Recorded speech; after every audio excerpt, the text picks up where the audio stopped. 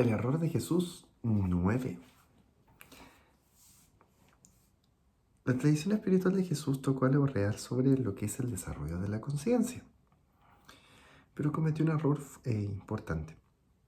Presentó el crecimiento interior casi como lo que es renuncia, sacrificio, sufrimiento, y el disfrute, la alegría, el placer, que eran como fuera el camino espiritual, o peor, fueron catalogados como obstáculos.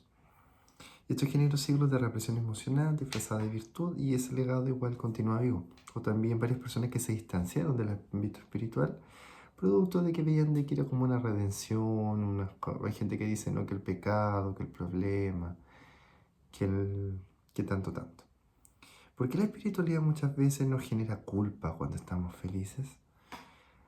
O bien, una persona que ríe fuerte en una iglesia versus una que llora arrepentida, ¿cuál de las dos les parece más espiritual o le parece la que es más adecuada a ese contexto?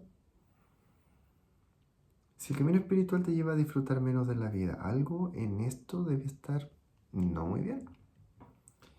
¿Y cuál sería como un punto bien importante el reducir la conciencia al sufrimiento? Si bien el sufrimiento permite tener acceso a distintos estados de conciencia, que igual uno no aprende lo mismo quizás después de una pérdida, de un momento en donde pudo reflexionar y darse cuenta que hice bien, que hice mal, o como tuve esa perspectiva.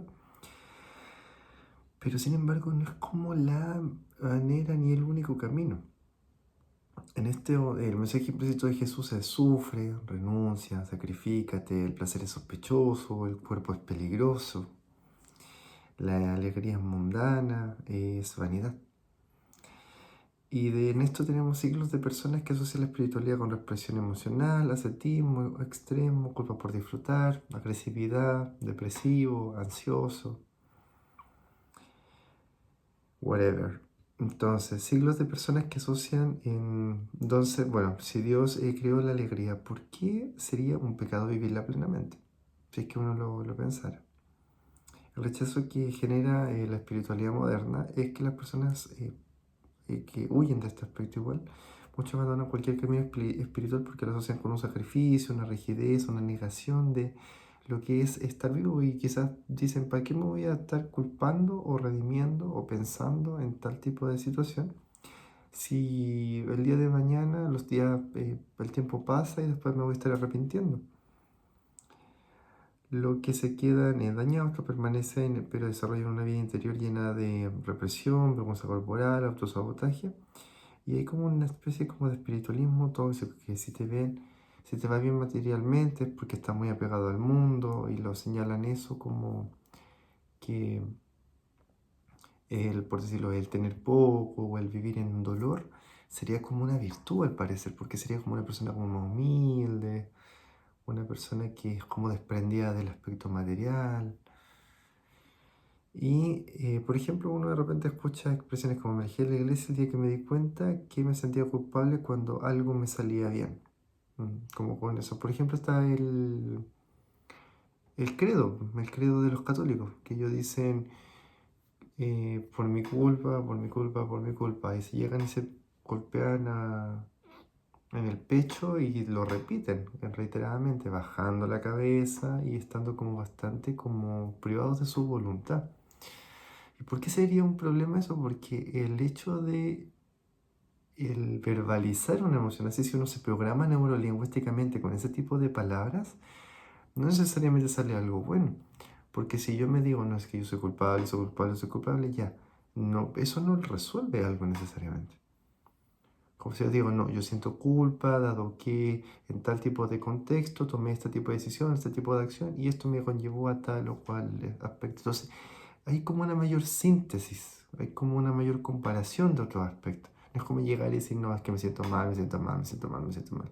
Ya, ¿qué hace usted con eso? ¿O quién no puede hacer con eso? Si no, hable con alguien, pero por decirlo. Entonces, ¿qué se omite con esto? La alegría de la dimensión como parte de la conciencia.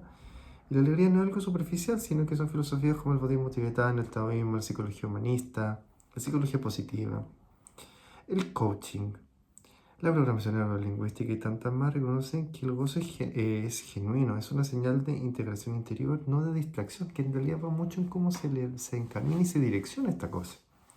Entonces, el disfrute consciente, saborear una comida, reír de verdad, amar profundamente, disfrutar el cuerpo, que es un aspecto que varias veces como tan privado, como que la gente lo llena de puro estrés o de puros problemas. Todo esto puede ser tan espiritual como meditar. En esto, bueno, el bienestar emocional positivo, la alegría, la gratitud, el placer, activan circuitos de integración de experiencia importante o hasta pueden ser de un carácter quizá más místico, si es que usted tiene la habilidad o le interesa cultivar más ese plano. Por ejemplo, en lo tradicional que se asocian con ciertas palabras. El sufrimiento sería como lo virtuoso, el placer sería un peligro, el cuerpo sería un obstáculo y la alegría sería como la vanidad. En cambio, si lo vemos de una forma mucho más integral, la alegría es un reflejo de salud, mejora y genera otro tipo de neurotransmisores, de químicos y otra reacción y forma de sobrellevarse y desenvolverse en contexto. Un placer consciente, en presencia, cuerpo, es como una puerta de entrada. Y el gozo es parte de lo que es el integrar todos estos puntos. Y en realidad no es como con ningún enfoque hedonista, de ninguna manera. No se trata de vivir sin límites, sino dejar de tratar el placer y la alegría como enemigos del alma. Conciencia plena del gozo, el desarrollo interior, incluye la capacidad de disfrutar plenamente del presente y eso también es parte de estar despierto, de estar consciente. Entonces, ¿qué cambia en tu espiritualidad si el gozo deja de ser sospechoso o la alegría o el optimismo y empieza a ser parte del camino? Que soportó mucho sobre el amor, la compasión y el crecimiento, pero como que no le dio tanto énfasis al tema de la alegría. Y la misión ha costado muy caro. Como que la persona tenía que acostumbrarse a que si te agreden, tenés que como no generar mayor agresividad. Si tú sabes que te van a traicionar, como que tienes que manejar y tienes que aceptar esa situación. Si alguien no tiene la conciencia, también tienes como que vivir en ese momento. Igual evolutivamente el cerebro evolucionó y se desarrolló dado que es producto de que logró desarrollar y superar una serie de desafíos, por decirlo. Y bueno, también si nosotros hablamos y buscamos como el lenguaje en el tema de la emoción y todo, cuando vemos lo que es la afectividad, hay más palabras para emociones negativas que para emociones positivas. Y eso también debe tener un porqué. También tiene un aspecto como mucho más adaptativo. Si al final, si tú estás contento y feliz, el tigre sale, o viene un tigre o cualquier cosa, parece que eso no necesariamente puede ser lo más adecuado. Pero en teoría sí podría serlo, porque si tú estás como más despierto, puedes llamar a las personas que te apoyan y en eso que busca la gente que te apoya, puedes llegar y lograr el sacar y salir de ese tiesto. Como que no tiene que ser algo así como todo malo o todo bueno, al parecer. Como que no, es como ansioso y listo, así como literalmente se acabó el mundo. Y no necesariamente, porque por ejemplo, por decirlo, si uno tiene miedo, uno tiene que ver el miedo, de estar ahí, observarlo y tiene que atravesarlo o de repente darse cuenta que ya esta cuestión te da miedo, no importa, pero tiene que serlo igual. Entonces es como parte del aspecto, por decirlo. Y el hecho de reírse, de disfrutar, de darle valor, de pasar un momento grato, no implica que una persona sea menos espiritual. Cuando uno tiene afecto por una persona, que alguien que te valora, el decirle eso también genera alegría y eso también es parte de la conciencia. Si yo tengo, por ejemplo, una planta, por decirlo, y a una la trato con palabras muy bonitas y a otra le trato le digo cosas muy feas, otra sabrá muy bien cuál es la que va a crecer mejor y la va a dar mejores frutos, entre otras cosas más.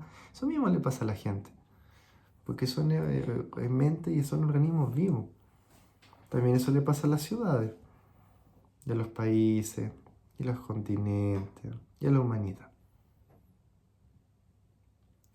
Entonces, igual el hecho de tener un lenguaje en donde usted, más que de que no solo como un lenguaje, en donde usted logre como integrar este aspecto y también genera otro tipo de perspectiva y, por decirlo, generalmente, además, con todas estas cosas, como que está como la costumbre, este mundo como caótico, como que no va para ningún lado. Uno, como que la gente vive como en angustia, en desastres, que aquí, que allá. Y bueno, esto está vivo también. La naturaleza sigue haciendo un montón de perfecciones. La sabiduría está. Yo le hablo de sabiduría, no le digo que la vida sea perfecta ni fácil. También existe el amor. Depende del tipo de amor que usted busque. Hay personas que tienen amor verdadero, hay otras que no. Hay gente que no necesita eso tampoco. Hay gente que vino a esta vida a otra cosa. Mientras no le haga daño a alguien, creo que no debería haber problema. Pero eso. Y importante que usted esté contento. Importante que usted sienta que lo que hace le hace sentido y que le aporta a los demás con lo que está haciendo. Y si no le gusta o no siente que aporta, trate de pensar en último caso que en algún momento va a estar en eso que le guste. Porque va a poder buscar la forma de conectar con eso.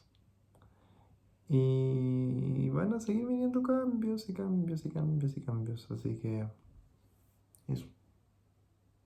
Riegue bien la semilla, póngale cosas bonitas. Y quizás como un ejercicio, no sé, como por decirlo. Trate de pensar como el momento más feliz de cada noche. Trate de pensar como lo más alegre o feliz que le pasó en el día. Quizás sigue con salud, quizás un trámite no le resultó, pero está pudiendo hacer un trámite. Quizás en el trabajo no logró el objetivo que quería, pero tiene trabajo. Quizás su pareja no le dijo tanto que le quería, pero tiene pareja. Quizás el ambiente está muy soleado y ahí como que le da calor. El sol es vida. Entonces va mucho en cómo podemos ver estas cosas también. Entonces, si no se trata de ser hippie, ni de ser ingenuo, ni pensar de que no pasa ningún problema. Pero tampoco de lograr como perderse por eso.